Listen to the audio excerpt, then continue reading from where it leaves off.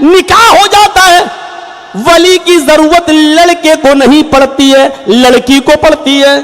लड़के का माँ बाप का इजाजत देना जरूरी नहीं है, क्योंकि लड़का खुद कफील है, खिलाने पिलाने का जिम्मेदार लड़का है।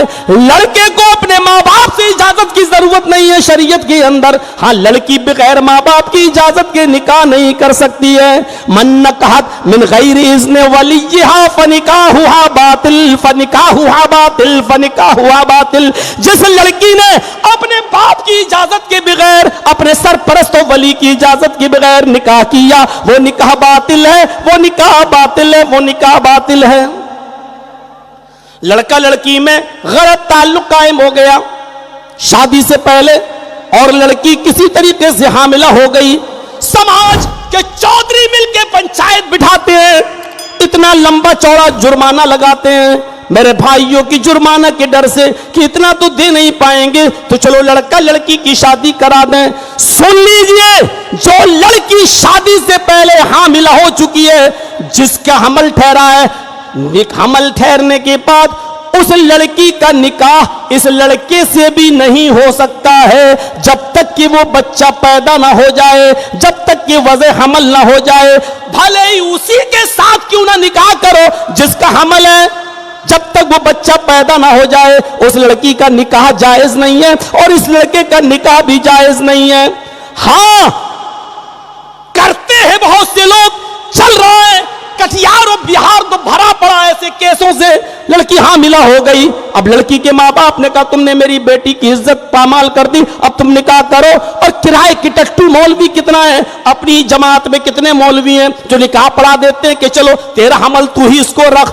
मेरे भाइयों, शादी से पहले जो हमल ठहरा है वो हराम है, अब तुम्हारे निकाह से हलाल नहीं हो जाएगा, क्योंकि लड़की ही जब हलाल नहीं तो बच्चा कैसे हलाल है। शादी अब हुई है तो बच्चा तो शादी से पहले का ठहरा हुआ है, निकाह तो तेरा अब हुआ है, तो उस बच्चे को हलाल कैसे कहा जाएगा। वो बच्चा जब पैदा होगा तो भले ही तू उसका बाप क्यों ना बन जा, भले ही उसके और मां से निकाह क्यों ना कर ले, लेकिन वो बच्चा अपने बाप की विरासत में हक नहीं पाएगा। क्यों? इसलिए कि वो इसका बच्चा निकाह हलाली बच्चा नहीं है। बहुत से कानून हैं, हम इस तरफ अभी नहीं जाना चाहते हैं। मेरे प्यारे साथियों, एक इशारे के तौर पर मैंने ये बात आपके सामने कर दी। समाज के लोगों, बचो, आप उस लड़की का शादी उस लड़के से हमल की हालत में नहीं करा सकते हो जिसका हमल ठहर गया।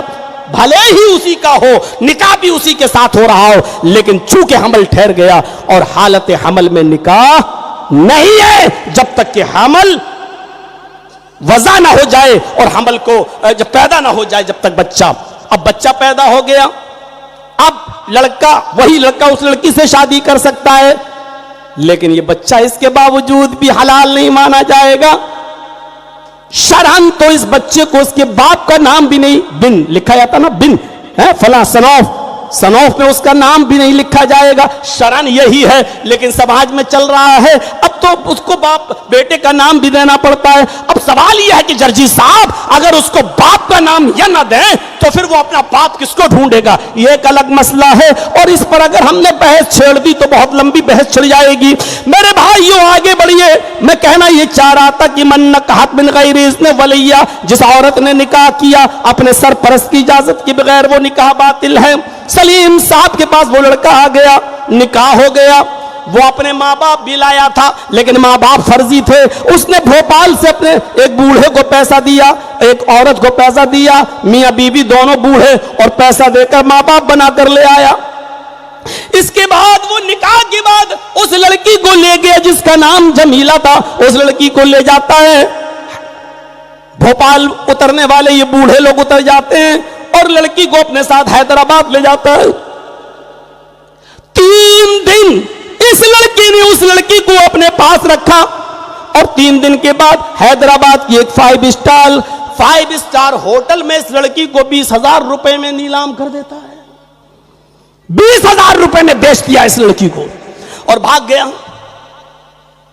वो रोती रही, वो चीखती रही। जो लड़का उसके पास आता होटल के मालिक को पैसा देकर, वो उसके सामने हाथ जोड़ती थी, गिड़गिड़ाती थी कि मैं ऐसी नहीं हूं, मेरे साथ धोखा हुआ है। लेकिन जिसने पैसा खर्च किया वो क्यों छोड़ेगा? मालिक अलग मारता था। इसी हाल में कई दिन गुजर गए, पता नहीं किसी लड़के को उसके ऊपर रहम आ गया। जब उसने हाथ पैर जोड़े तो कहने लगा, तुम घबराओ नहीं, तुम परेशान लगती हो, तुम मुझे अपनी पूरी दास्तान बताओ। उसने रो रो कर अपनी दास्तान सुनाई। उसने कहा, मैं तेरा भाई हूं, मारो गोली, जो पैसे मेरे मालिक के पास गए हैं जाने दो, बताओ मैं तुम्हारे घर क्या खबर पहुंचाऊं।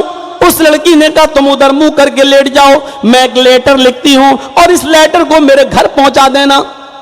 उसने एक लेटर लिखा, पढ़ी लिखी थी, और लेटर लिखने के बाद उसने उस लेटर को चिपका दिया और उस लड़के को रात में ही दे दिया कि तुम चले जाओ और सुनो, ये लेटर मेरे घर मेरे बाप के हाथ में देना, और तुम्हें कसम देती हूं, अल्लाह का वास्ता देती हूं, इस लेटर को तुम पढ़ना नहीं।